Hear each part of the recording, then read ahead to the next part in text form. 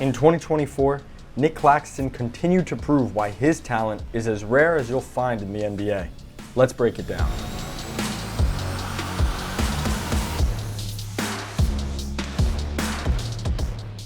I'm Lucas Kaplan, and welcome into Nets Film Focus. There is a reason that at Jordi Fernandez's introductory press conference with the Brooklyn Nets, the incoming head coach singled out Nic Claxton as a player he's excited to work with. He fits perfectly what we want to do moving forward. Simply put, there are not a lot of players in the league like Brooklyn's starting center, on both ends of the floor. Still, like many centers, his impact starts with an ability to protect the rim. And because of his athleticism and length, he can block shots in a lot of different ways. Sometimes it looks more traditional, like meeting a driver and drop coverage right there, or rotating over from the block to absolutely stuff Kevin Knox on the roll. But other times, Claxton's blocked shots come from a rare intersection of an ability to cover ground and genuine defensive instincts. For example, on these blocks, Claxton is coming from the top of the key and timing his jumps perfectly. Certainly a non-traditional route for a shot blocker to take, but one he executes beautifully. Clax ranked 4th in the NBA among qualified players in block rate this season at 6.2%, and that's after leading the league in said category in 2023 at 7.1%. But that slight drop-off was a small price to pay for major improvements elsewhere. Nic posted the lowest foul rate of his career since a rookie season in which he played under 200 total minutes. He also posted career bests in everything boards: defensive rebound rate, offensive rebound rate, total rebound rate, you name it. The separator though, as it's always been for Nic Claxton, is his ability to guard on the perimeter, to switch out and defend anybody the NBA has to offer. A highlight of this season for me is when the Nets decided to put Nic on Luka Doncic straight up against Dallas, forcing an air ball right there.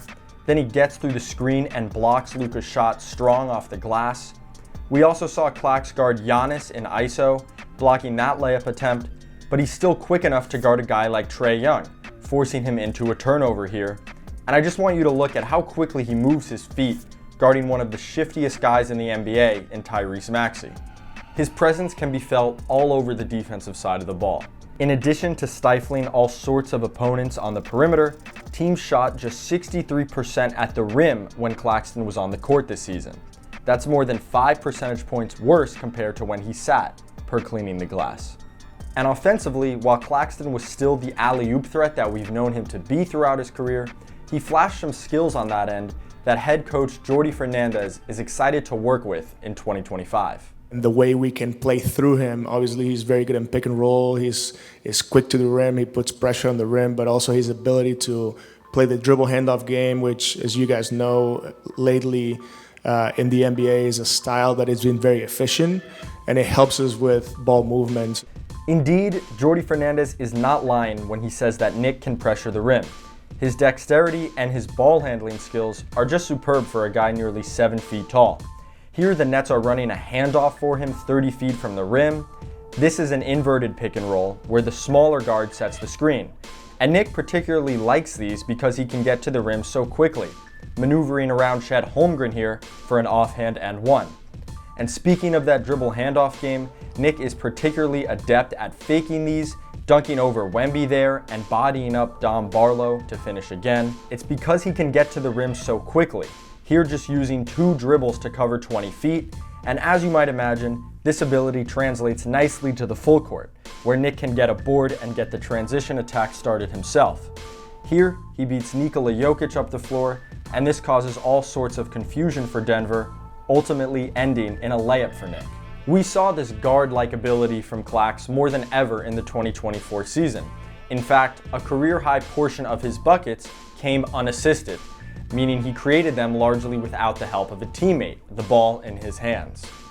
And while this part of his game was mostly confined to running the floor and sealing mismatches, as we see right there, Nic Claxton did have his most successful post-up season as a pro.